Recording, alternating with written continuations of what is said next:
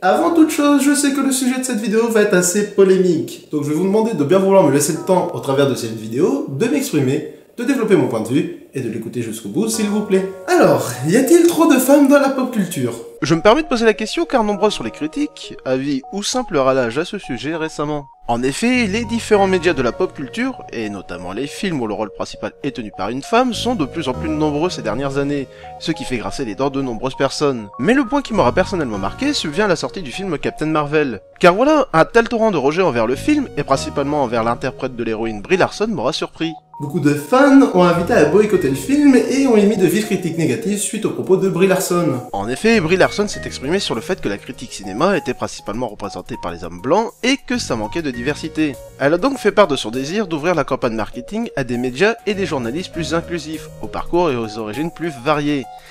Mais elle s'y est un peu mal prise dans sa déclaration pour être comprise ou plutôt acceptée de tous. Du coup, entre les propos de l'actrice et le fait que le film se base sur le personnage de Carol Danvers plutôt que sur Marvel, il n'en fallait pas plus pour que les personnes voient en Captain Marvel un film féministe et anti-blanc. Vous vous doutez bien qu'une partie d'internet a bien râlé vis-à-vis du film et de l'actrice. Parfois bien avant la sortie du film. Parfois même pour des raisons bien stupides comme le fait que l'actrice ne serait pas sur l'affiche et sur la bande-annonce.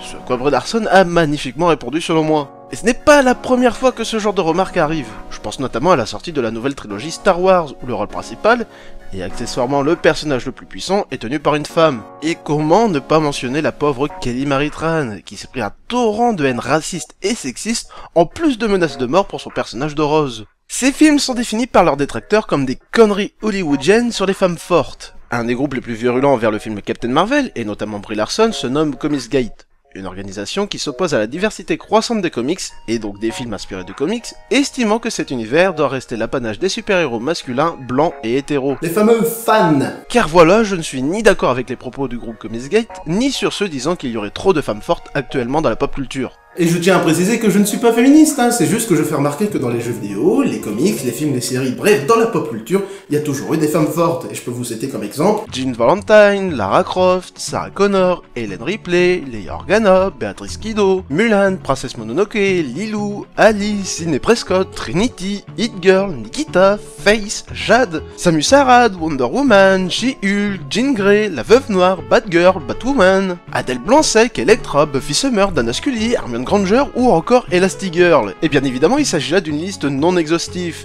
Et en plus, je me suis concentré que sur des œuvres d'avant 2010. Et il en existe plein d'autres dont je n'ai pas parlé, donc si vous voulez compléter cette liste, libre à vous de le faire en commentaire. Mais vous aurez pu le remarquer, des femmes fortes dans les comics, ça existe depuis un moment maintenant, et leur effervescence est notamment due à une volonté des auteurs de s'affranchir du Comics Code Authority. Le Comics Code Authority, ou CCA, est une organisation créée en 1954 pour réguler les comics et leur contenu. En effet, les comics étaient pour certains politiques ou psychiatres de l'époque comme l'origine de la délinquance juvénile et pervertissaient le cerveau des enfants. C'est un peu l'ancêtre du jeu vidéo, en quelque sorte. Le CCA met alors en place diverses règles de bonne conduite à respecter pour permettre aux comics de pouvoir être publiés. Mais une des règles qui nous intéresse aujourd'hui est la suivante. L'introduction des femmes dans l'histoire est spécifiquement déconseillée. Les femmes, lorsqu'elles sont utilisées en structure de l'intrigue, doivent être secondaires en importance. Ce qui a créé de nombreux rôles de personnages en détresse, tels que Lois Lane. Des personnages existants avant le Comics Code, tels que Wonder Woman, voient leur importance décroître à partir de l'existence du CCA. Et même si des héroïnes sont très vite apparues, comme Susan Storm des 4 Fantastiques ou Jean Grey alias Marvel Girl,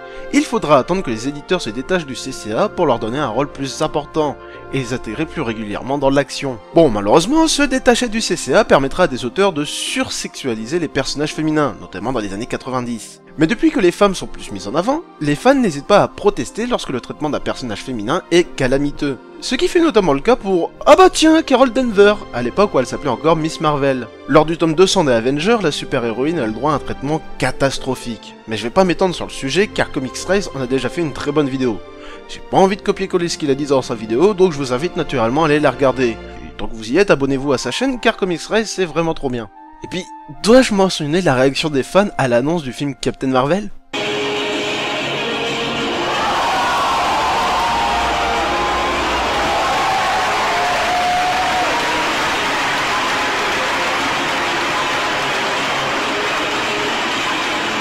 Donc quand je vois les critiques de Comicsgate après qu'ils se déclarent fans de comics, je suis désolé mais non. Dans les comics et dans la pop culture, il y a toujours eu des femmes fortes. Après, ces mecs ont l'air d'être restés bloqués à l'époque du CCA, étant donné qu'ils sont contre les personnages féminins donc, mais également contre les personnages homosexuels ou d'ethnies différentes. Tous droit des personnages déconseillés par le Comics Code sous peine de censure. Et puis désolé, mais Captain Marvel et Wonder Woman ne sont pas les premiers films de super-héroïnes. Donc pourquoi râler maintenant? Après, le seul exemple potable, et encore, c'est le film Electra. Et ne me parlez pas de Catwoman ou Supergirl. Car dans ces deux films, c'est soit sexualisé et un poil réducteur pour l'image de la femme, soit ça reste dans l'esprit de la femme potiche. Bon, Electra n'est pas exemple de tout défaut, c'est clair, mais c'est déjà un peu mieux. Une idée qui m'a traversé l'esprit, c'est de me dire que peut-être que les gens qui râlaient étaient fans du MCU. Mais j'imagine que non, car j'ai l'impression que depuis le début de la phase 2, les fans attendent le film solo de Black Widow qui arrivera seulement en 2021. Enfin peut-être parce qu'avec la Covid, les multiples reports et la stratégie de Disney, c'est pas gagné. Tiens, en parlant de Disney, leur film possède une myriade de personnages principaux féminins. Mais comme le si bien résumé le monde de Ralph 2... Est-ce que les gens présument que tous tes problèmes sont réglés parce qu'un homme fort est venu à ton secours? Puis, revenons sur le dernier Terminator également, jugé féministe à cause de ses personnages principaux.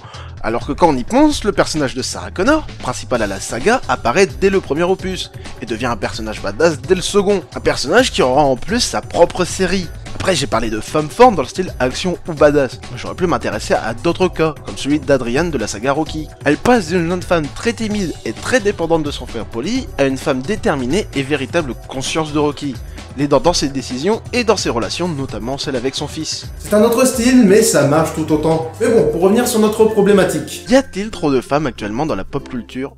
Pour le coup, je dirais que non, car il y en a toujours eu, mais elles sont désormais plus mises en avant, notamment dans le cinéma, au point d'avoir le premier rôle. Après, certains diront peut-être que le phénomène de mettre une femme au premier plan ou dans une scène importante est là pour, dans le contexte sociétal actuel, plaire aux SJW et aux féministes, et que ça se fait peut-être un peu trop. Peut-être que certains seront d'accord avec ce genre de propos, peut-être que d'autres non. Personnellement, je m'en moque. Moi, ce qui m'intéresse, c'est que le personnage soit bien écrit et que le film soit bon. Car selon moi, donner à une femme le rôle titre ou un rôle important ne doit pas être LE critère pour juger une œuvre. Une œuvre, ça doit être jugé pour ce qu'elle est avant tout, et ça ne doit pas être jugé par le sexe, la nationalité, les origines ou le physique des personnes qui travaillent dessus. Voilà, c'est la fin de cette vidéo, j'espère qu'elle vous a plu, n'hésitez pas à laisser un commentaire pour donner votre avis sur le sujet, à mettre un petit pouce bleu, à partager la vidéo sur les réseaux sociaux afin d'aider la chaîne, et à vous abonner pour ne pas rater les prochaines vidéos. Allez, salut tout le monde.